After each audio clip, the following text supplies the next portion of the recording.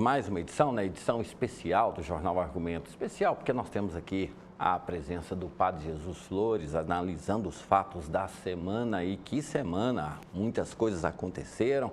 Aqui em Goiás, uma operação do Ministério Público. Em Brasília, as coisas começam a tomar corpo, né? E lembrando que estamos gravando na sexta-feira, porque no domingo, quando o programa está sendo exibido, tem aí essa manifestação contra a presidente Dilma. Então, estamos gravando na sexta-feira. E, Padre Jesus Flores, mais uma vez, sua bênção. Muito obrigado por atender ao nosso convite.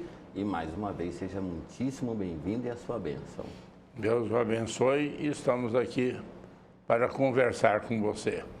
É uma conversa, né, Padre? Porque as coisas que estão acontecendo em Brasília mudam a cada instante, né? No último programa estávamos pedindo a opinião do senhor sobre fatos que poderiam acontecer.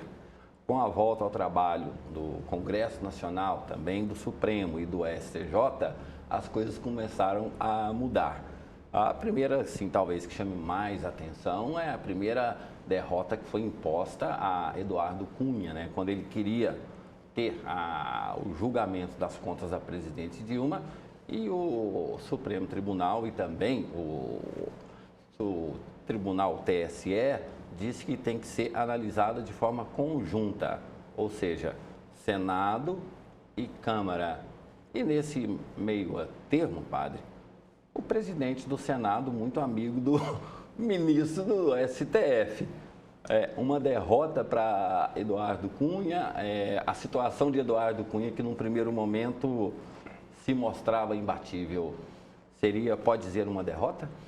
Olha, é claro que quando o processo já não depende dele, mas depende de uma convocação do presidente do Congresso Nacional, que é Renan Calheiros, é claro que ele perde aquela autonomia absoluta que ele manteve durante todos esses meses com a pauta do Congresso.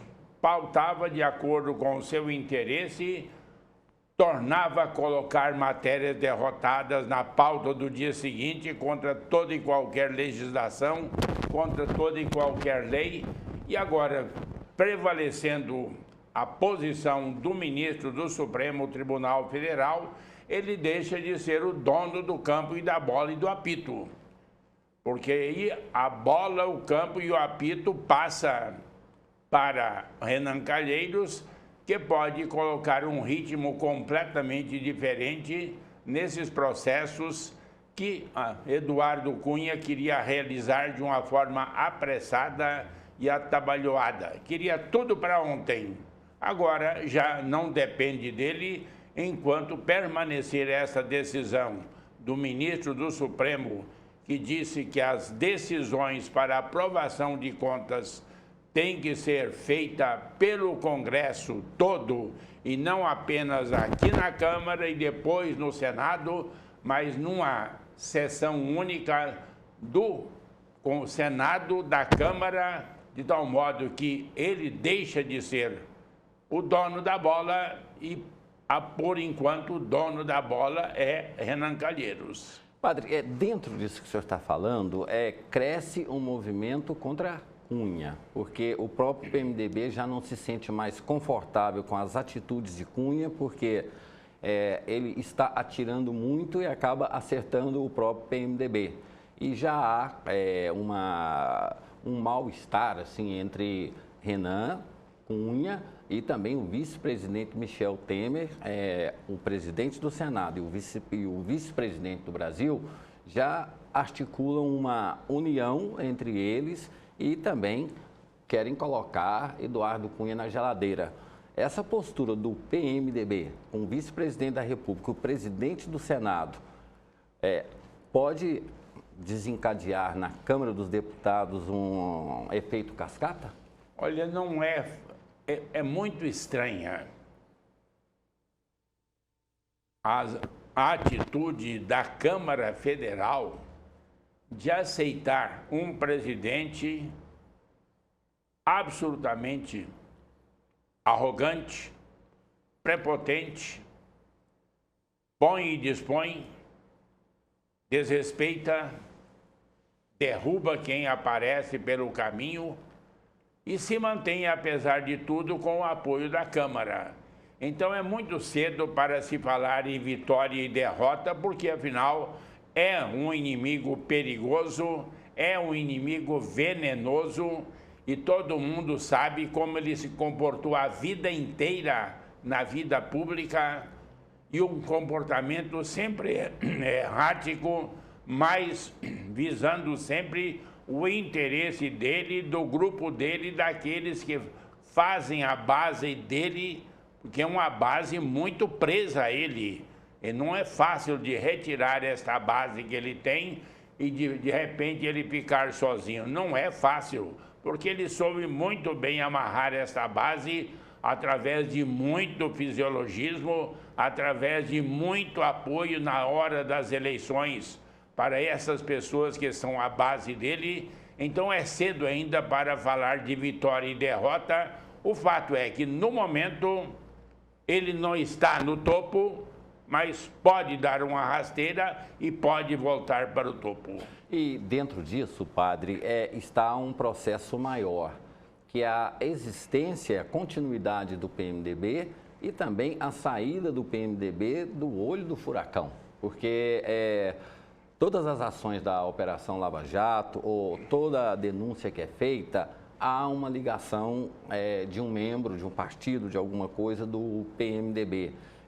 Nesse momento, a sobrevivência do PMDB está acima da permanência, talvez, de Eduardo Cunha nesse processo todo, ou seja, o PMDB quer se salvar, porque está no olho do furacão também.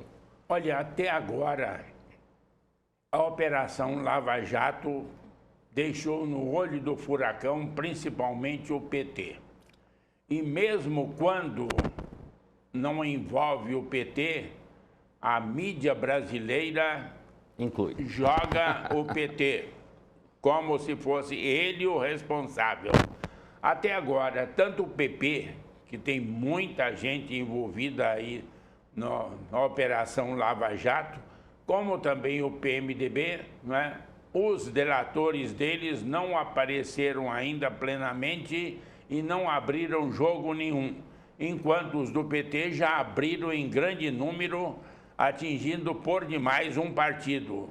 Até agora foram muito poupados.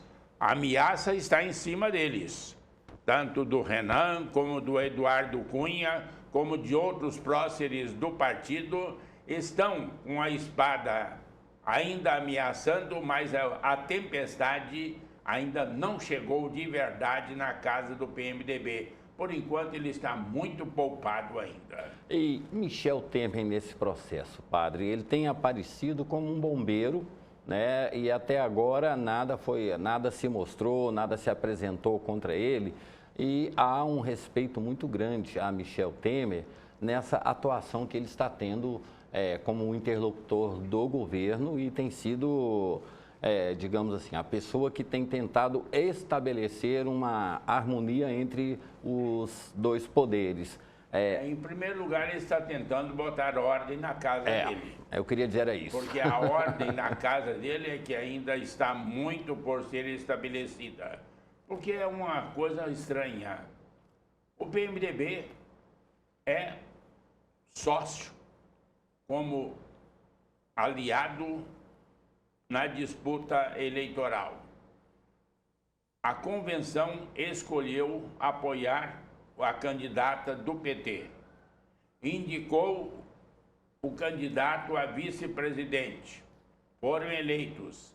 Só que depois o PMDB, que é oficialmente aliado, não é aliado coisa nenhuma. Sempre a oposição verdadeira ao governo Dilma no Congresso está partindo do PMDB, que é da base aliada oficialmente, mas que na prática é mais perigoso e produz mais estragos do que a própria oposição, que ainda está bastante frouxa, bastante distante, com discursos esporádicos, preocupado só com uma coisa: chegar ao poder o mais rapidamente possível, não importando os meios para isso. Mas é fraca agora forte mesmo para criar problemas e dificuldades é o PMDB. E o Michel Temer, como presidente mais de honra, que de fato, porque ele não pode ser o presidente em exercício do PMDB, está fazendo um trabalho de organização da própria casa, e isso é claro que seria um benefício para o governo Dilma e para a governabilidade do país. É um trabalho importante que ele está fazendo, tem tido muita paciência para realizar esse trabalho, é atingido tanto pelo próprio partido que discorda, como também do PT, que fica reclamando do Temer, mas tem mostrado uma profunda incompetência para marcar a sua presença no Congresso. Nunca vi um partido que é grande no Congresso Nacional, tem o maior número de parlamentares na Câmara Federal, não é o PMDB que tem o maior número, é o PT na Câmara. Mas apesar disso, faz-se uma CPI e ele nem participa. A presidência, a relatoria ficou para o PMDB. Nem participa, ficou então para os aliados do PMDB, o que é uma aberração e é um abuso de poder que está acontecendo, e o PT não está tendo força para reagir, não está tendo força para marcar presença e para fazer aquilo que ele soube fazer durante tanto tempo no Congresso Nacional. Porque, de fato, ele está na oposição na Câmara Federal, está na oposição à direção da Câmara, mas só que sem força. E não vemos ninguém com capacidade de reagir, de cobrar, de questionar o presidente da Câmara, porque está quase que dormindo. Padre, o senhor... Para não dizer morto. Omisso, o senhor é a primeira pessoa que fala justamente sobre isso. A oposição deveria ser exercida pelo PSDB, que é o partido, teoricamente, né, de oposição, já que a eleição ainda foi muito acirrada, essas coisas todas, mas o PSDB se comporta, Aécio cada vez fica mais calado, Serra faz os seus comentários e some e tal. Agora, esse fogo amigo, por que essa situação? O senhor mesmo falou, né, a primeira pessoa que fala sobre isso, a apatia do PT e o fogo amigo do PMDB. E o PSDB... Não é fogo amigo, não é... Não, porque o Cunha se declarou inimigo, declarou de oposição e que iria combater o governo federal. Então é uma guerra declarada que ele está realizando, enquanto o partido dele é base aliada, o que é realmente um absurdo. Agora, a pouca presença, a insignificância e a fragilidade do PT é que chama a atenção nessa história toda. É verdade que é o partido que foi mais atingido, não é, pela Operação Lava Jato, como já fora atingido pelo Mensalão, porque também no Mensalão não foi só PT. Não. Tinha muito PTB, tinha muito PR, tinha muita gente de outros partidos. Né? Muita gente de outros partidos, nos parece que só vale isso. Agora, está na hora de eles reagirem e de reagirem com competência, e de reagirem com estudo, de reagirem com argumentos, e não de qualquer forma apelando logo para até armas. E o senhor fala sobre isso, abordaremos essa questão, mas o PT teve um encontro, ex-presidente Lula esteve, toda a militância esteve, José Dirceu foi preso pela segunda vez, nada se falou sobre ele, essa questão de membros do PT que estão envolvidos nessas Operação Lava Jato, o partido absolutamente, aparentemente, abandonou essas pessoas. Então, assim, a liderança de Lula, quando ele estava na presidência, quando ele era o articulador, ele conseguia unir. O PT está virando um PMDB, ou seja, é um partido grande, mas sem uma, digamos assim, desculpa a expressão, mas sem uma cabeça? Não, no momento, Ele é um partido que está perdido, que está perplexo, que não sabe o que fazer, porque não sabe o que vai acontecer com um novo delator premiado que vai surgir amanhã ou depois de amanhã, e não sabe quais serão as denúncias, não sabe quem serão as pessoas denunciadas e até onde pode atingir até o próprio ex-presidente Luiz Inácio Lula da Silva e até onde pode atingir a campanha da presidente da República ou dos ministros do governo federal no momento. Então é uma situação muito delicada, complicada e difícil, porque nunca aconteceu uma coisa como essa no Brasil, de nós já termos 25 delatores premiados, 25 alcaguetes que estão entregando os comparsas e entregando os comparsas para beneficiar a si mesmos e para tirar o privilégio que eles tiraram no passado, porque ninguém está devolvendo todo o dinheiro, não. Ninguém está devolvendo tudo, não. Estão devolvendo parte de dinheiro que não dá para esconder, porque está aí declarado, documentado, mantém o dinheiro e depois uma penazinha leve, suave, camarada, amiga, de pai para filho, e depois, então, em pouco tempo estará, né, com a vida à disposição para usar aquilo que eles roubaram.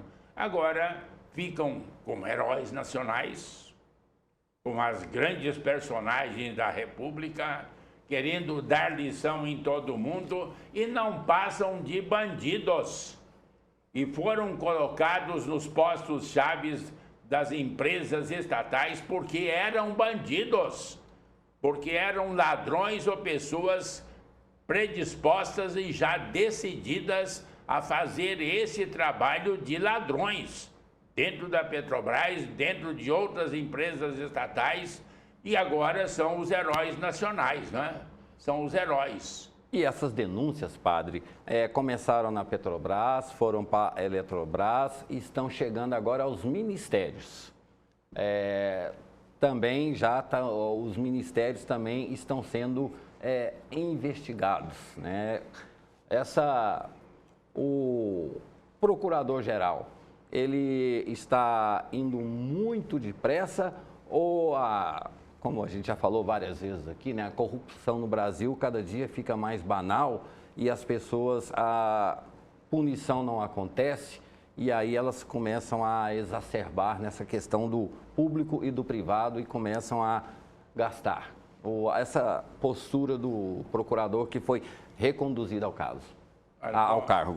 Foi indicado, porque é claro que ele vai ter que passar por uma sabatina. E especialmente pela decisão política dos senadores que vão votar de acordo com os seus interesses. Vão votar de acordo com os seus interesses. Vão tentar também, né, achar um caminho para prejudicar a indicação, que afinal a indicação foi do Ministério Público. Isso. E quem foi reapresentado é o mais votado, largamente mais votado do que os outros dois concorrentes, de tal modo que é uma indicação do Ministério Público, referendado pela presidente e apresentado ao Senado.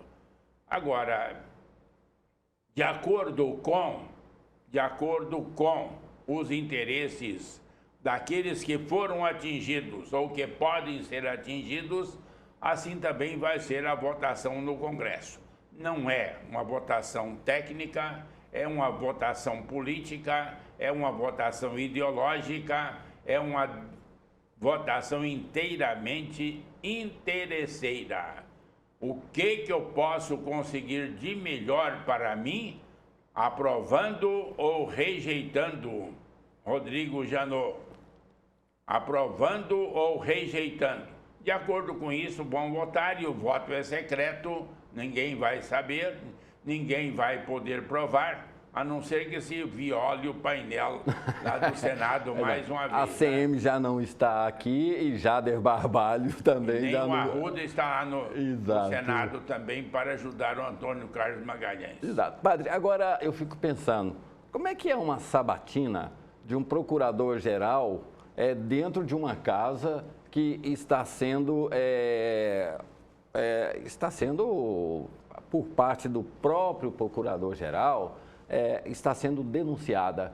Como é que vai ser essa sabatina? Vai ser mais ou menos como aquela espontaneidade de Eduardo Cunha, quando ele se apresentou para falar na CPI e foi aplaudido? Aquilo foi teatrinho barato, né? Mas alguém teria hoje assim... Foi teatrinho de má qualidade e é claro que a partir da sabatina do Fachin para o Supremo foi realmente uma sabatina de 11 horas, né? E a sabatina de outro foi indicado para a OEA, que até foi rejeitado, não por causa das qualidades ou falta de qualidades da pessoa, mas por uma questão política. E como é uma casa política, vão votar politicamente e aí, é claro, de acordo com o interesse, eu ganho mais deixando o Janot, eu ganho mais recusando o Janot. De acordo com esse critério, eles vão votar.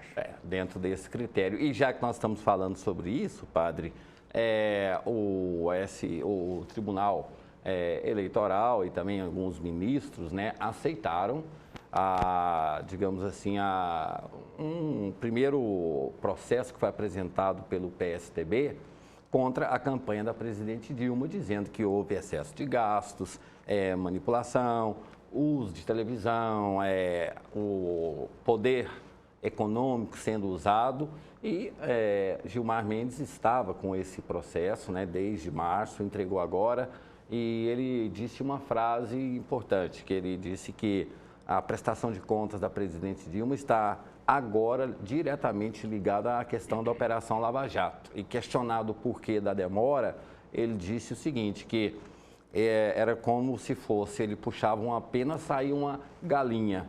E agora foi para Luiz Fux, né, que pediu vistas também a esse processo. Então, assim, o que pode se esperar dessa situação toda? Que primeiro a aceitação essa não denúncia, né, mas esse pedido para rever as contas da presidente Dilma. 2 votos já foram dados pela reabertura, agora foi pedido vistas do processo. A gente sabe que pedir vistas é uma forma de ganhar tempo.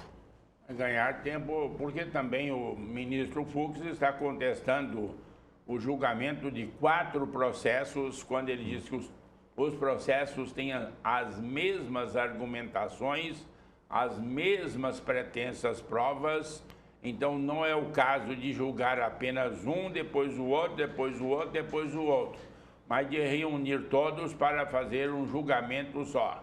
Agora, é claro que esta interpelação que o PSDB fez contra a campanha eleitoral, qualquer um pode fazer contra qualquer candidato, contra qualquer partido.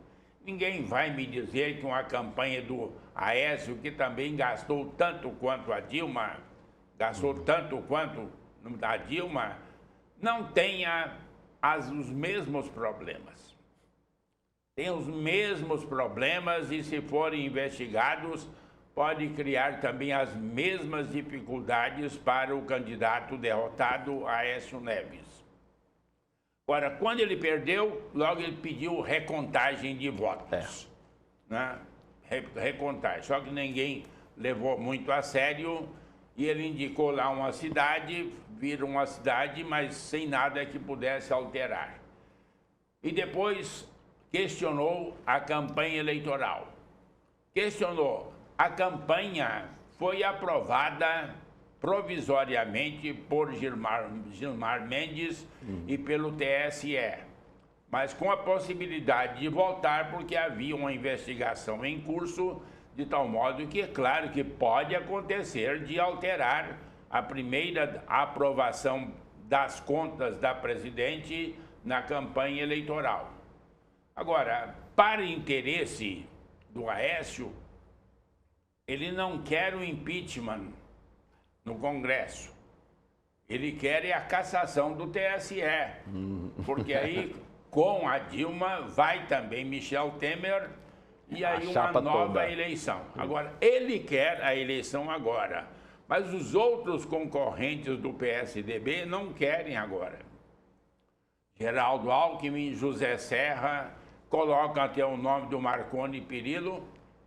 Eles não querem que haja nem cassação e nem impeachment agora, porque eles querem tempo para viabilizar as candidaturas deles. Porque no momento as águas estão correndo para o moinho do Aécio Neves.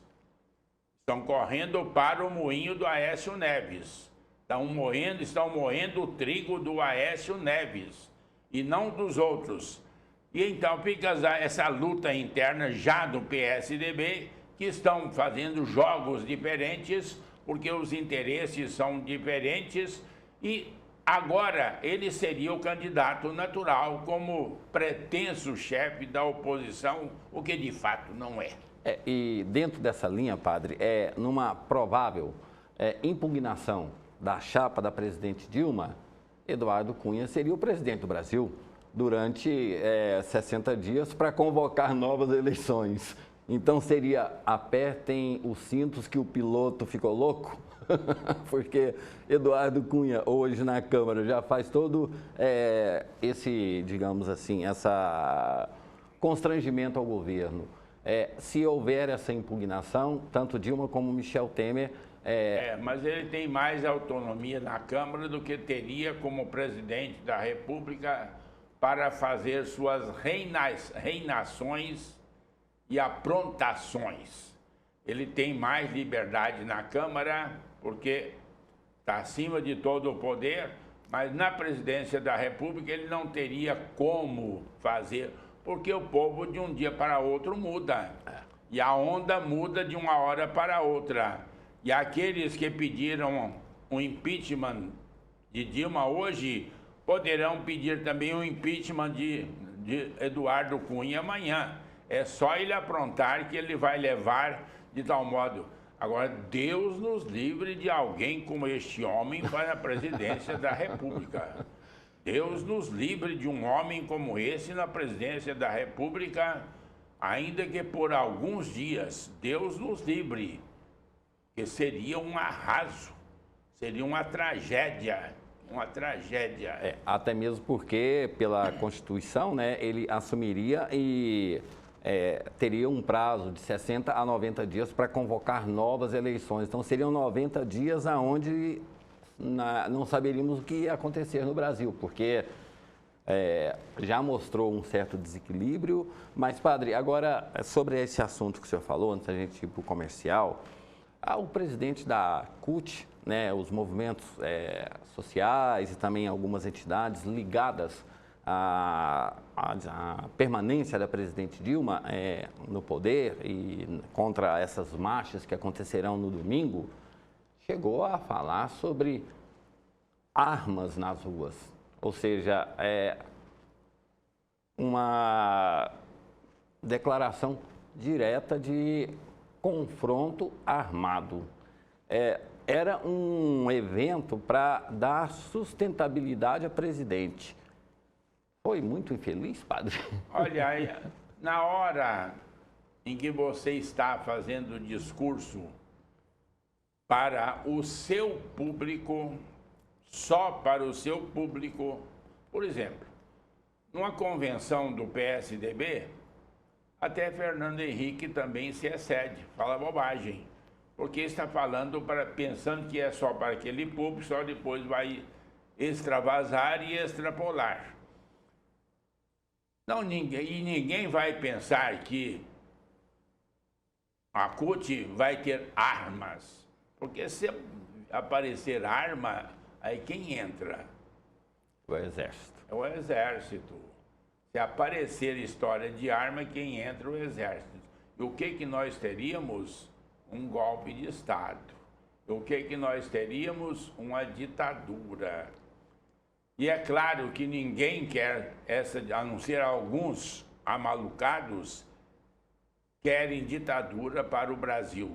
E não há clima para isso, é tudo bobagem. Olha, é excesso verbal, é entusiasmo verbal, que depois ele saiu explicando para todo mundo aí, pelas redes sociais e procurando também os diversos canais de televisão para dizer que as armas eram a greve, movimentações populares, protestos e assim por diante. Justificaram o injustificável, né? Também não dá... entusiasmo que se fala quando estamos juntos e sei que não tem ninguém contra mim, eu falo bobagem com muita liberdade. Exatamente, esse é o grande problema, né? As pessoas acabam se excedendo e depois tem que responder, né? Esse é o grande problema. Mas ninguém está pensando em arma, não, porque uns revólveres que eles tenham lá, ou as espingardas que eles tenham lá, porque não consta que eles tenham qualquer tipo de armamento diferente daqueles que as pessoas têm por aí. Digamos assim, com todo respeito, foi um espasmo, né? sem consideração. Na retórica fala-se muita bobagem no entusiasmo do discurso. Exatamente. Vamos fazer um breve intervalo comercial e na volta falaremos sobre a situação da presidente Dilma, né? Que para esse domingo agora, lembrando que a gente está gravando na sexta-feira, a presidente Dilma, a cada momento, né, perdendo mais. Hoje foi anunciado na sexta-feira, mais um partido deixou a base, depois do PDT, depois do PTB, e também essa forma, até juristas já falam sobre uma renúncia da presidente Dilma e também, né, conversar com o padre para saber sobre se a situação de Dilma está muito parecida com a de Collor. Um instante só, a gente está de volta. Você sabe qual a diferença entre a nota GIM e a nota goiana? É muito fácil de você entender. Por exemplo, se você for comprar um aparelho celular, peça a nota goiana. Agora, se você for levar esse aparelho para o conserto, peça a nota GIM e você tem até 30% de desconto no seu IPTU.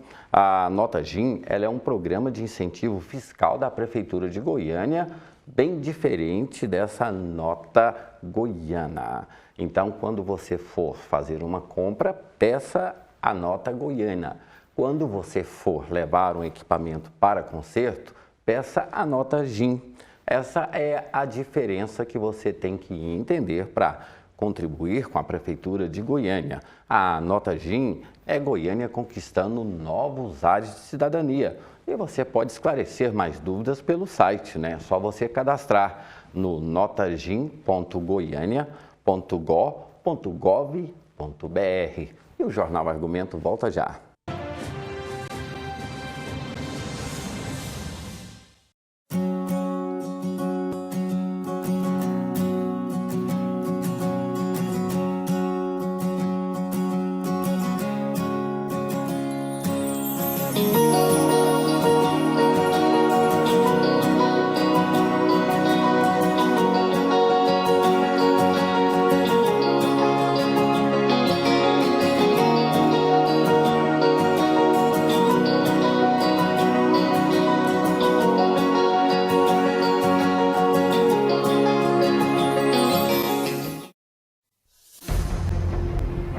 Derrubou, me enforcou e me cortou de faca. Não desisti até hoje e não vou desistir nunca enquanto eu tiver um sopro de vida. E você é viciada no crack? Infelizmente. Tá arrependido? Vai, não. Ou é preso ou é caixão. Se a gente for escrever a história de Goiás, vão ser 4 páginas em branco. Eles estão aí sabendo que não vão ganhar. Gente, tem que botar bandido para trabalhar. Por que ele tem que trabalhar? Para ele saber o custo dos impostos.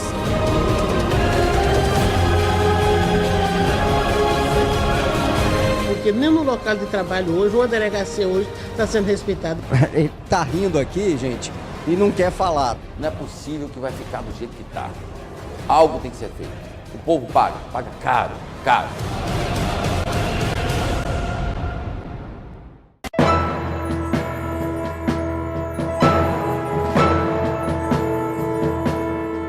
A Prefeitura de Goiânia lançou a Nota GIM.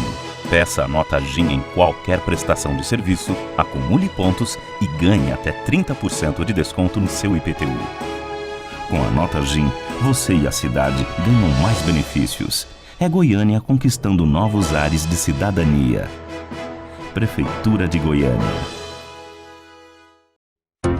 Seja qual for o seu negócio, a Solução Móveis tem um projeto especial para você. Móveis de qualidade e design arrojado. Móveis para escritório e ambientes comerciais com elegância, sofisticação e alto padrão. Tudo com a qualidade e o respeito que somente a Solução Móveis tem. Avenida Onestino Guimarães, número 350, setor Campinas. Fale com nossos consultores pelos fones 3298-8846 ou 3093-4471.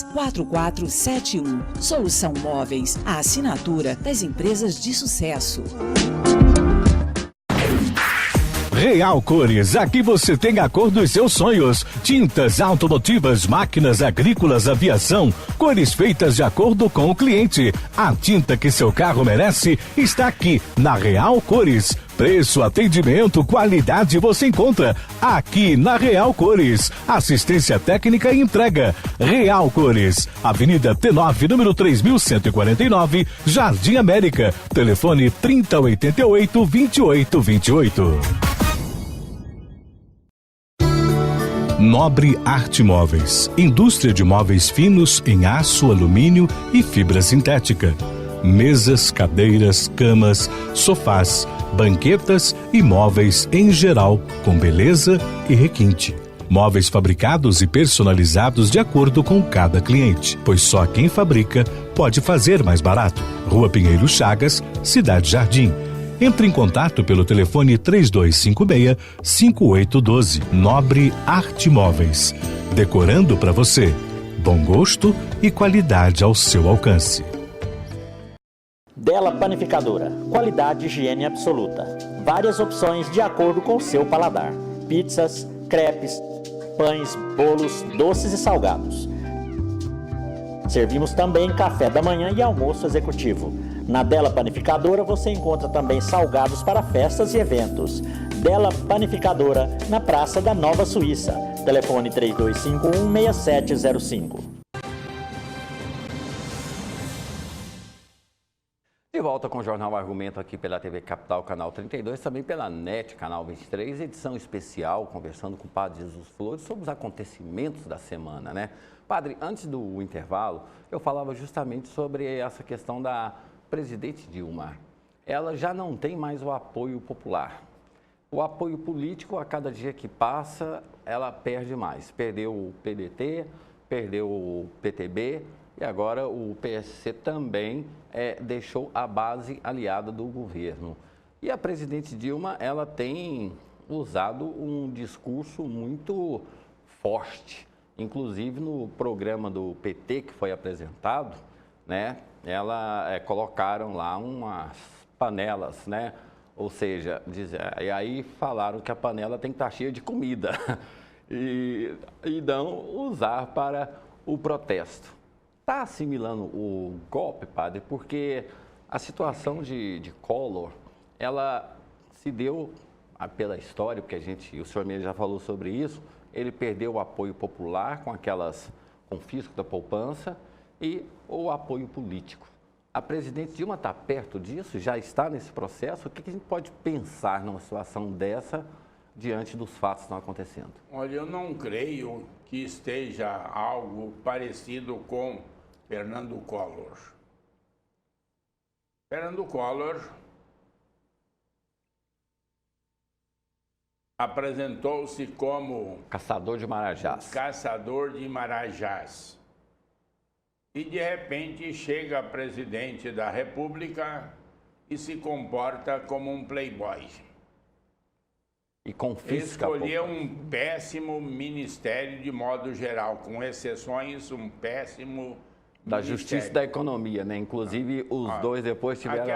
O que ela entendia de economia? Naquela época, quando ela falava, eu não sou economista, mas diziam, mas essa mulher não entende nada de economia para falar essas coisas que está falando. Primeiro ato, né, congelamento da poupança. E mais, o congelamento do dinheiro do Brasil inteiro, como se o país pudesse dar qualquer passo com o dinheiro congelado. E depois, o Plano Collor, a tentativa de luta contra a inflação. PC Farias na imprensa todos os dias. Então, ele, então, envolvido pessoalmente com a corrupção. Até agora, não há nenhuma acusação direta. Dilma roubou 1 centavo para si. Ela cometeu algum ato que a beneficiasse pessoalmente. Claro que tem o problema da comprovação do dinheiro de campanha que está na Operação Lava Jato e que é uma coisa muito séria, porque, no fim, a responsabilidade pelo dinheiro gasto na campanha não é do tesoureiro, é daquele que está disputando a eleição. No caso, a presidente da República e o vice-presidente da República, eles são os responsáveis últimos pela arrecadação, como também pelo gasto do dinheiro. Agora, quanto à acusação à honra e à dignidade pessoal dela, não existe nada comprovado e nem sequer há acusações diretas. Claro que houve muito erro nos governos e não é de agora.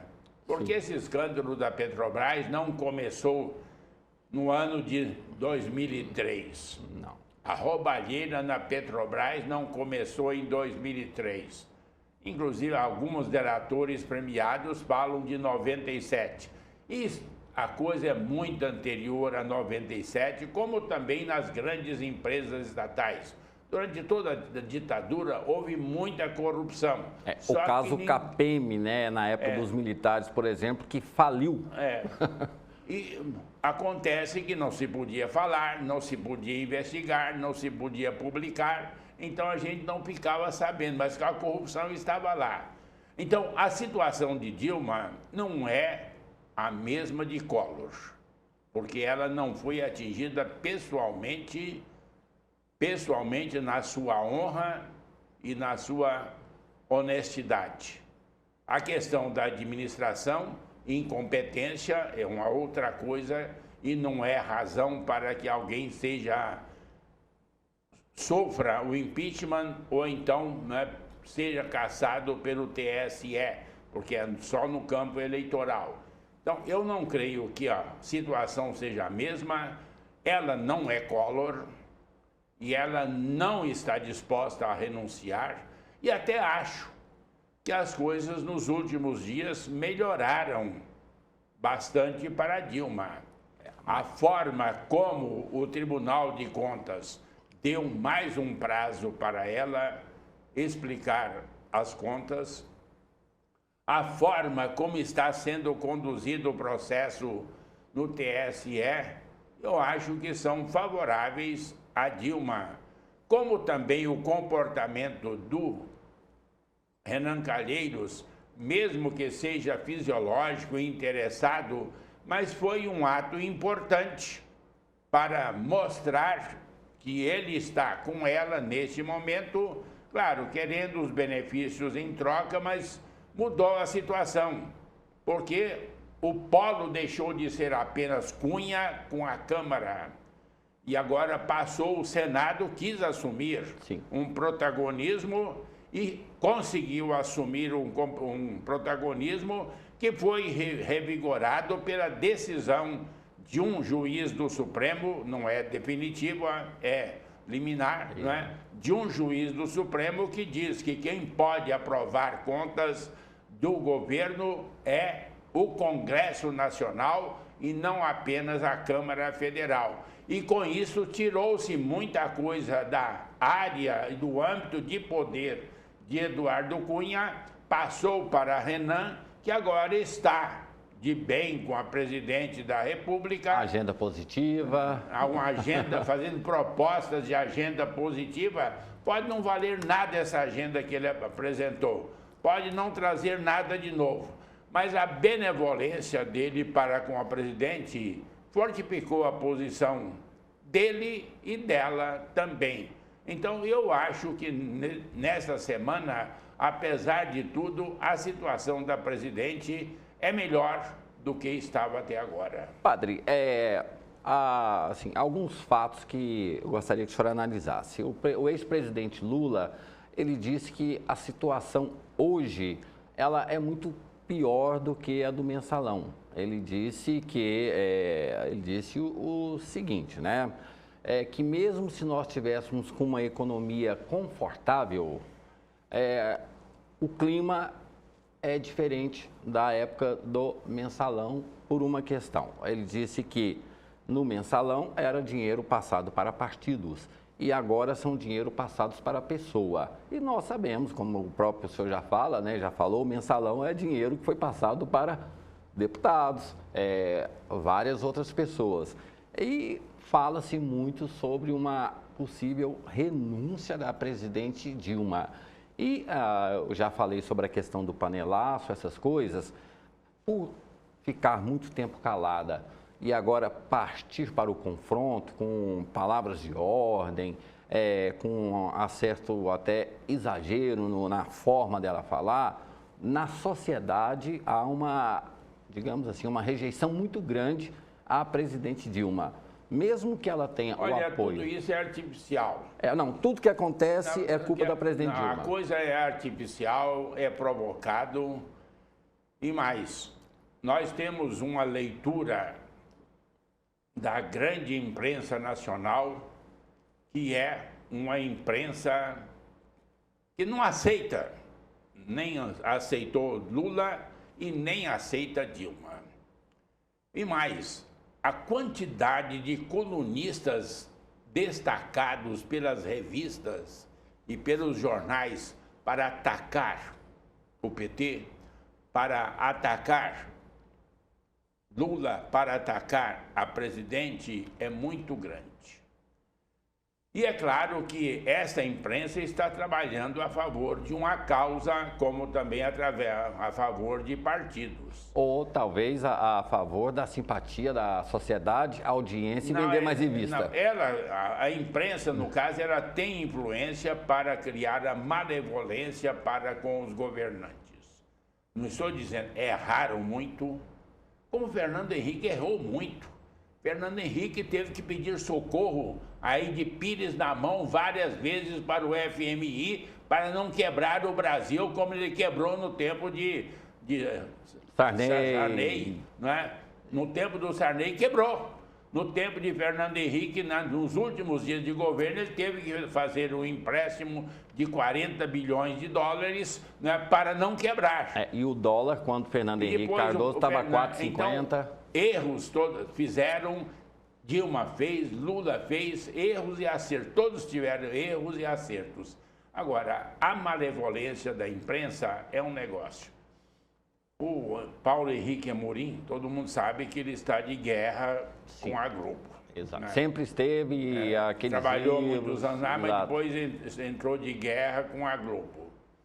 E uma vez ele disse que anunciou que o próximo ministro, o próximo presidente da Petrobras. Aí Marinho, o presidente, Roberto Marinho chamou de Petrobras na Globo, só fala eu. Só eu posso falar de Petrobras. O que isso quer dizer? O que isso quer dizer? Cálice. E ele também chama a revista Veja de gazua. Gazua. O que é gazua? É instrumento para arrebentar, para arrombar cofres, né? Exatamente. Isso quem usa? Bandidos. Bandido. Isso a responsabilidade está nos livros, que eu aproveitei para comprar vários livros sobre a questão da imprensa no mundo e no Brasil. O Número Zero, do Humberto Eco. Interessante. É um livro, é um sujeito chantagista que fazia o jornal, mas não publicava, só fazia o Número Zero e guardava. Pois então criava outro jornal, Número Zero, guardava. Número Zero, guardava. Por quê? Ele queria arma para chantagear e para conseguir o que ele queria no momento certo. Agora, é claro que há uma contradição. Há vários livros interessantes de jornalistas que eu trouxe para ler, né, lá de São Paulo agora, mas em que se mostra o papel da imprensa no mundo de hoje. Inclusive, Mário Vargas Llosa tem também interpretando como que a imprensa se insere e como que ela manipula e como que ela trabalha para conseguir os interesses dos seus donos, ainda mais que a imprensa no Brasil é concentrada, está em pouquíssimas mãos, uma meia dúzia de famílias detém o poder da imprensa no Brasil e não aceita tocar nisso. Então, há um problema, sim, de malevolência e de crítica. Mas nem por isso, eu creio numa renúncia da presidente Dilma, que possa acontecer uma cassação pelo TSE, é possível, porque se aquele dinheiro de que os delatores falaram, que entregaram para o tesoureiro da campanha, foi realmente jogado na campanha de Dilma, é claro que ela poderá perder o mandato com Michel Temer. Agora, quanto a Lava Jato, pode de fato algum delator premiado que está na fila aí, ou material que não foi divulgado ainda, atingir tanto a presidente como também, né, o ex-presidente da República, o Luiz Inácio Lula da Silva. Pode atingir. Ninguém vai dizer que eles podem dormir todos os dias com a cabeça, com a consciência tranquila, que não correm risco algum. Correm risco, sim, senhores, e pode aparecer coisas que vai aí realmente tirar o pé e o chão, tirar o chão dos pés da Dilma, e aí a única coisa é renúncia ou então a cassação. E dentro disso, padre, o senhor falou, inclusive Paulo Henrique Amorim, ele fala naquele livro, né, do Plim Plim, ele fala que Brizola não se rendeu aos pedidos da Globo, e a Globo ela apresentou uma campanha para destruir a imagem de Brizola nesse aspecto, essas coisas assim. Agora, a gente tem no caso Cachoeira, por exemplo, descobriu-se que o editor da Veja era informante ou era informado por Cachoeira e tantos outros veículos também. Domingo, né, nós estamos gravando na sexta, mas para domingo agora há um movimento, né, não se sabe ainda pelo impeachment, pela renúncia, pela saída, ou seja, o senhor acredita que teremos uma ação igual àquela de 2013, onde as ruas foram invadidas, foram ocupadas pelas pessoas, ou teremos, como aconteceu no ano passado, esperava-se milhões de pessoas e tivemos um número muito pequeno de pessoas na rua? O brasileiro ele tem o hábito de começar e parar. O que pode esperar nesse domingo agora, já que fala-se sobre um movimento nacional, uns pelo impeachment, outros pela renúncia, outros pelo fim da corrupção, outros pela baixar preço disso, daquilo. Dá para esperar que a gente tenha um 2013 de volta? Não, a questão do que vai acontecer a gente não sabe.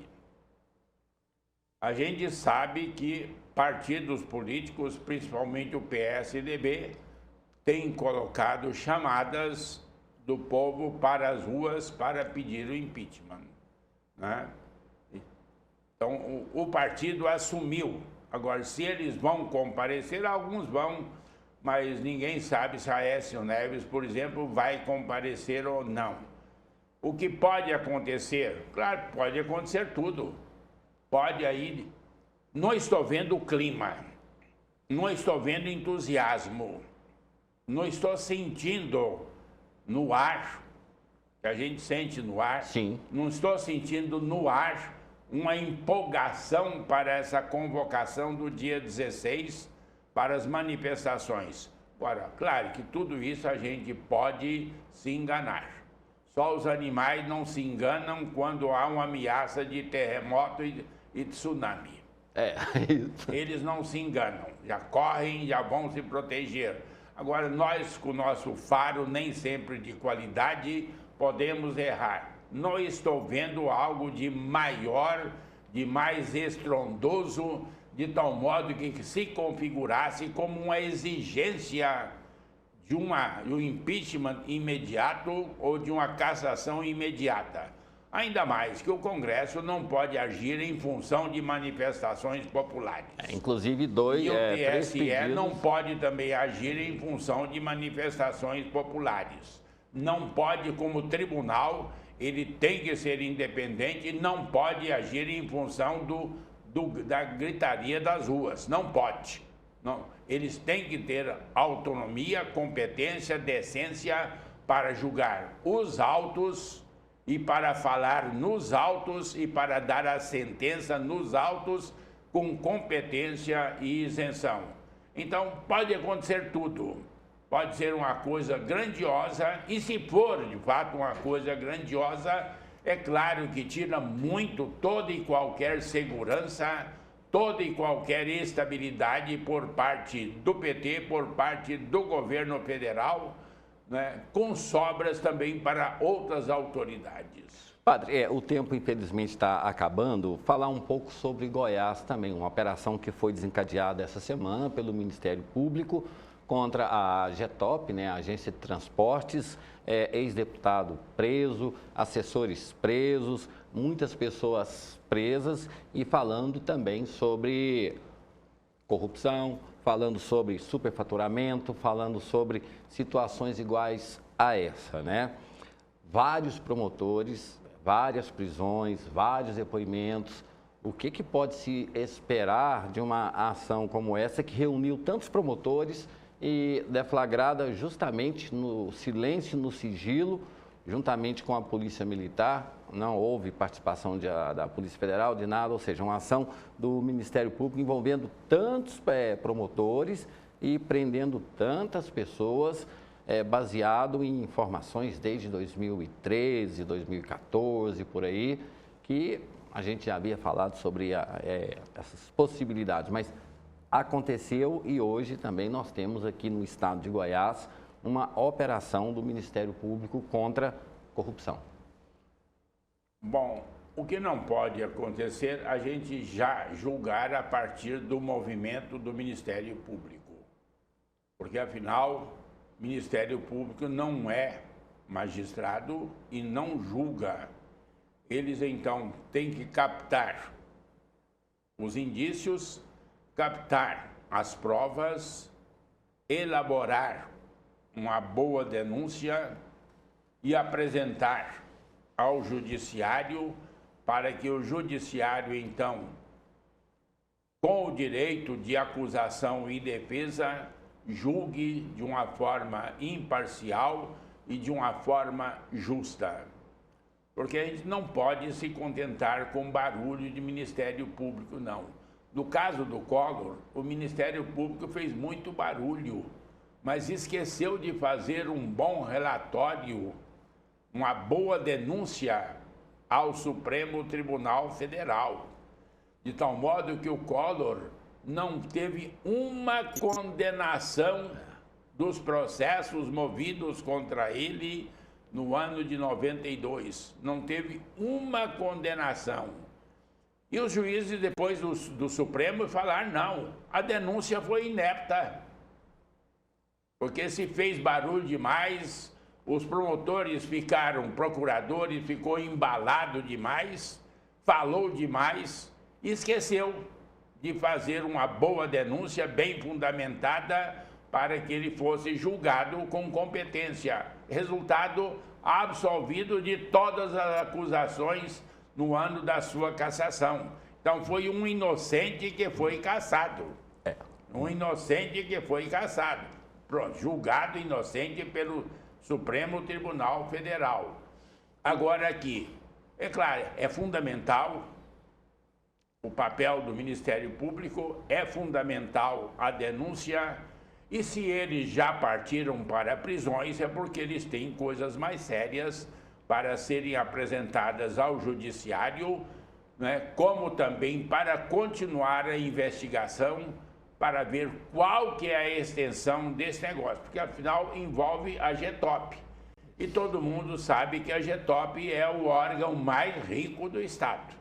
É aquele que movimenta mais dinheiro e que sempre foi a prioridade do governo do Estado destinar dinheiro ou conseguir dinheiro para a GETOP. Que é uma autarquia que tem a capacidade de contratar e pagar. Então tem autonomia, né? O dinheiro, a secretária da Fazenda não vai lá, toma esse dinheiro aí, não. Porque é dinheiro que já vem carimbado de fora. É empréstimo, é dinheiro que vem de Brasília, é dinheiro carimbado. Então, realmente poderá ser um grande escândalo, e aí é muita gente até que é candidato a prefeito, candidato a prefeito de Goiânia, que em vez do paço municipal pode pegar um outro lugarzinho bem diferente do paço municipal, que é o paço lá de Aparecida. Né? Passa longe, né? Passa na porta. Não, passa na porta, passa na porta. Só que vai um pouquinho para frente. Padre, antes da gente terminar, o ex-presidente Collor, ele fez um discurso na tribuna do Senado e, num determinado momento, ele fez um elogio, né? Para não dizer um xingamento à ação do procurador-geral. Ele disse que o procurador-geral ele era filho de uma pessoa muito bem, digamos assim, relacionada, para não dizer o contrário. O Ministério Público hoje, a Procuradoria, está excedendo, padre? Ou as armas que as pessoas utilizam hoje para corrupção, para essas coisas, estão muito claras? Não, o Procurador-Geral da República tem agido com moderação, não tem se apressado. Pressa em Curitiba. Lá a coisa é atabalhoada mesmo. É isso que eu queria falar com o senhor. Lá é atabalhoada mesmo. Que poder é esse que o juiz de Curitiba tem? Porque, pensando na história do Brasil, é pouco provável que um juiz de uma primeira instância da área federal, ele assuma o controle de tudo. Até o vereador que foi preso foi levado para Curitiba. Então, o juiz que está à frente desse caso, ele tem superpoderes, padre? Não, ali ele está dentro do poder dele, primeira instância, tanto assim que ele não pode nem divulgar e nem apresentar denúncia contra qualquer político, né, da Câmara Federal e do Senado, porque tem foro privilegiado. Então ele é uma unanimidade dentro do Somando Ministério. Os dois concorrentes, dá mais ou menos a soma do que ele ganhou sozinho. Exato. Então ele tem o apoio incondicional do Ministério Público. Não podemos acusar que ele tenha sido afobado, que tenha sido leviano, que tenha divulgado aí seletivamente, como aconteceu muitas vezes em Curitiba. Havia uma delação premiada que era segredo de justiça e no mesmo dia estava nos sites das revistas. E no final de semana era matéria de capa das revistas. Segredo de justiça. Era segredo, ninguém podia saber. Mas era a capa das revistas semanais de notícias. Padre, infelizmente, chegando ao final do programa, né, aquele momento de que talvez eu não tenha dado tempo suficiente para o senhor expor o pensamento do senhor, o editorial, aquela forma do senhor se expressar, né? Porque a gente tem aquele conceito de liberdade de expressão. Às vezes a gente tem liberdade de expressão, mas já pensada. Eu sempre falo que estamos no momento do repensar. O senhor tem dito isso, né? Hoje o senhor falou justamente sobre que o PMDB e o PT, esses partidos que teoricamente estão à margem de tudo, são um frágil, o outro fazendo oposição, coisa que não tinha visto ninguém falar sobre esse assunto até hoje. Então, esse momento que o senhor sempre passa para o telespectador. Bom, como gravamos na sexta-feira, nós não sabemos o que aconteceu no domingo. Só espero que haja as manifestações, que elas sejam democráticas, que elas sejam respeitadoras das leis brasileiras e mais, que haja o respeito pelo diferente, tanto daqueles que são a favor como são contra a presidente da República, contra o governo federal e contra outros governos, porque o problema não é só em Brasília, não.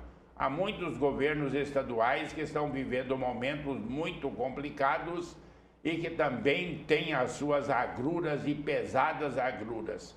Espero que tudo ocorra, ou como o programa vai ser veiculado domingo à noite, tudo tenha corrido no mais perfeito clima democrático. Isso é fundamental para não perdermos a democracia, né, que lutamos tanto para conseguir. Esse negócio de chamar militar, não, cada um no seu papel. Eles têm a missão deles, estão cumprindo a obrigação deles, fiquem na deles que ficamos na nossa e assim podemos caminhar para o futuro. Exato, e que temos liberdade de expressão e não liberdade de expressada, né?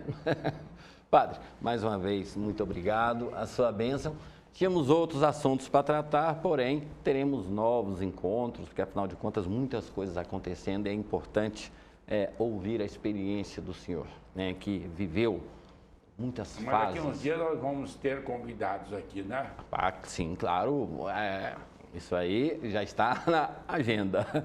Padre, sua bênção mais uma vez, muito obrigado pela participação, pela gentileza de o senhor vir aqui conversar conosco sobre o que está acontecendo nesse país. Deus o abençoe e também abençoe a todos os nossos telespectadores. Assim, nós chegamos ao final de mais uma edição do Jornal Argumento. A todos vocês, nosso muito obrigado. Fiquem todos com Deus e que o Padre Jesus disse, né, que se faça a paz, usemos a democracia e não exageremos, porque só nós perdemos com isso. A todos vocês, nosso muito obrigado. Fiquem todos com Deus e até amanhã.